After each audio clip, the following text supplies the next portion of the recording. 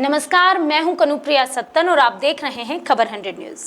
आइए नजर डालते हैं आज की कुछ खास खबरों पर, लेकिन उससे पहले एक नजर आज की हेडलाइंस की ओर।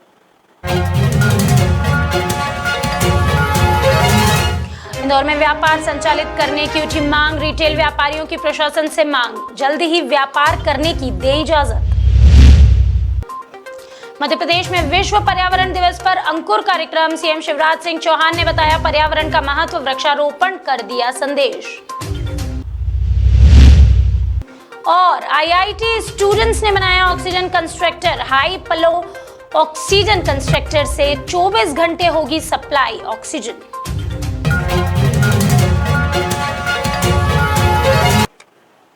विश्व पर्यावरण दिवस पर मध्य प्रदेश के मुख्यमंत्री शिवराज सिंह चौहान ने अंकुर कार्यक्रम के तहत संबोधित किया। अपने इस संबोधन में मध्य प्रदेश के सीएम शिवराज ने वृक्षों के भारतीय संस्कृति में महत्व और पर्यावरण में इसके महत्व पर बातचीत की। वहीं इस कार्यक्रम में उनके साथ कृषि मंत्री कमल पटेल और हरदा के पर्यावरणविद गौरी शंकर मोकाती भी शामिल हुए। इसके बाद दोनों ही नेताओं ने मिलकर वृक्षारोपण किया और जैविक खाद बनाने की यूनिट की आधारशिला भी रखी।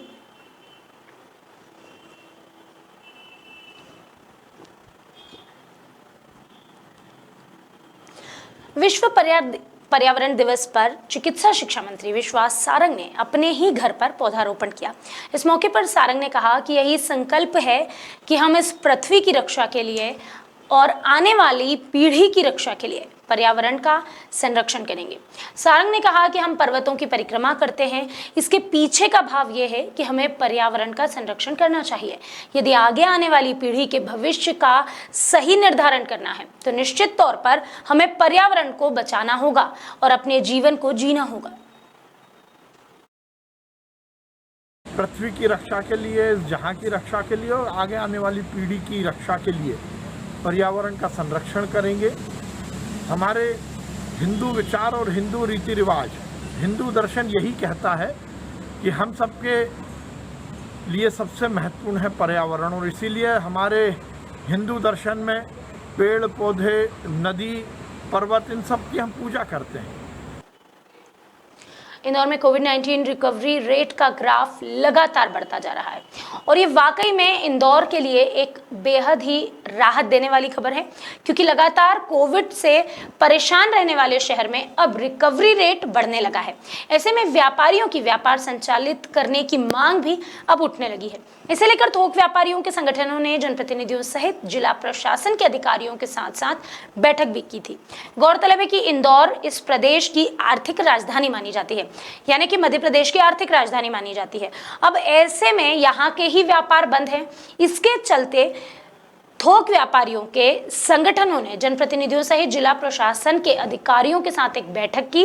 इस बैठक के बाद जिला प्रशासन और जनप्रतिनिधियों ने थोक व्यापारियों को निर्धारित समय अवधि के अनुसार व्यापार करने के लिए अनुमति दे दी, लेकिन रिटेल व्यापारियों के लिए अभी तक कोई भी आदेश नहीं आए हैं।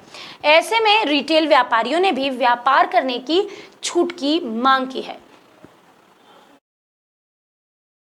हाँ सर, बताइए, जो गवर्नमेंट ने होलसेल वालों के लिए गाइडलाइन निकाली है, सोमवार से 4 घंटे की छूट जो उनको मिली है, उसको लेके आप रिटेलर वालों के लिए प्रशासन ने क्या गाइडलाइन निकाली है? हमारा निवेदन है प्रशासन से, वे कलेक्टर साहब से भी, विधायक जी, माननीय गौर से भी, और सांसद जी और मंत्री जी से भी। जिस तरह से इंदौर शहर के लिए पालन होलसेल वालों का करा है, इसी हिसाब से कि रिटेल वाले भी अगर परेशानी आ रही है तो उनके लिए क्या करना चाहिए, इनको भी थोड़ा सा ध्यान रखना चाहिए।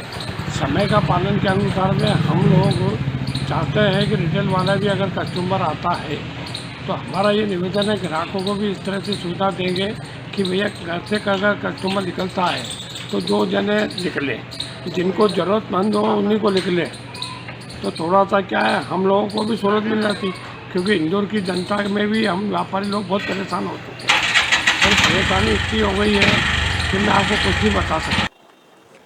भोपाल में शाहजहानाबाद नगर निगम के जर्जर हो चुके 40 साल पुराने निगम भवन को तोड़ने का काम अब शुरू हो गया है।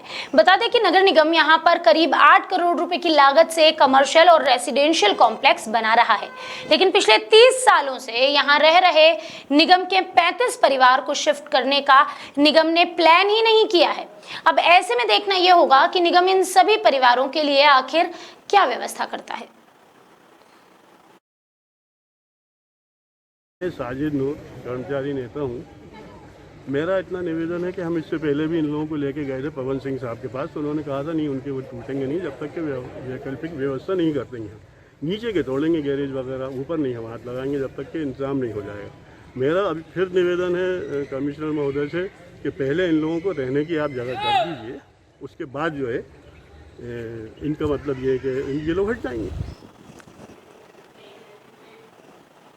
कोरोना काल में ऑक्सीजन की कमी के चलते कई लोगों ने अपनी जान गंवाई है। इस तरह की दर्दनाक तस्वीर पूरे देश से सामने आई थी।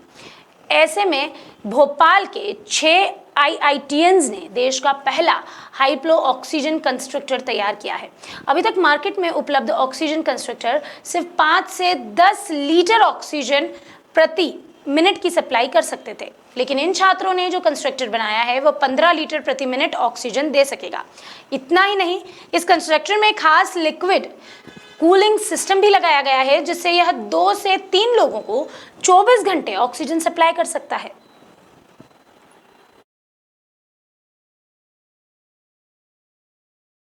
ग्लेड इलेक्ट्रिक प्राइवेट लिमिटेड के द्वारा बनाया हुआ एक बहुत high quality medical grade high flow oxygen concentrator है। ये देश का पहला ऑक्सीजन कॉन्सेंट्रेटर है और इसके पहले सारे कॉन्सेंट्रेटर हमें इंपोर्ट कराने पड़ते थे और ये एक सेल्फ रिलायंट और आत्मभारत की उसमें एक पहली पहल। मध्य प्रदेश की राजधानी भोपाल में महिला उत्पीड़न की घटनाएं लगातार बढ़ती जा रही है। अयोध्या नगर इलाके से एक ऐसा ही मामला सामने आया है। यहाँ एक युवक ने पहले लड़की से दोस्ती की, फिर उसे अपने प्रेम जाल में फंसाया। इसके बाद आरोपी ने लड़की से शादी करने का वादा किया। उसके बाद कई बार उसके साथ शारीरिक संबंध बनाए। जब युवती ने शादी करने को कहा तो युवक ने इनकार कर दिया। अब लड़की की शिकायत पर पुलिस ने ये मामला दर्ज कर लिया है और आरोपी पुलिस की गिरफ्त में है। सर कौन आरोपी और सर क्या पूरा मामला है? इसमें कुलदीप नाथ नामक व्यक्ति है जिसके विरुद्ध धारा 376(2)(n) का केस रजिस्टर्ड हुआ है। इट मीन्स फिजिकल रिलेशन कई बार इसने फरियादिया के साथ झांसा देकर बनाया। फरियादिया से इनकी मुलाकात एक शादी पार्टी में हुई थी। 2019 में शादी, दिसंबर 19 से लेकर अभी तक कायमी दिनांक तक कई बार इनके बीच में फिजिकल रिलेशन बने। शादी का झांसा लेकर के, ये इस तरीके दोस्ती का झांसा लेकर के कुल मिलाकर के इन फरियादिया को पचमढ़ी ले गया, MP नगर के होटल में भी लाया। इसके अलावा घुमाने फिराने अन्य जगहों पर भी ले गया, क्योंकि ट्रेवल्स का ही काम है आरोपी का और अपनी स्वयं की गाड़ी से घुमाता फिराता था। इसी कड़ी में घुमाने फिराने के दौरान अभी के लिए बस इतना ही, लेकिन खबरों का सिलसिला लगातार रहेगा जारी। आप जुड़े रहिए खबर 100 न्यूज़ के साथ, जनता की बुलंद आवाज़।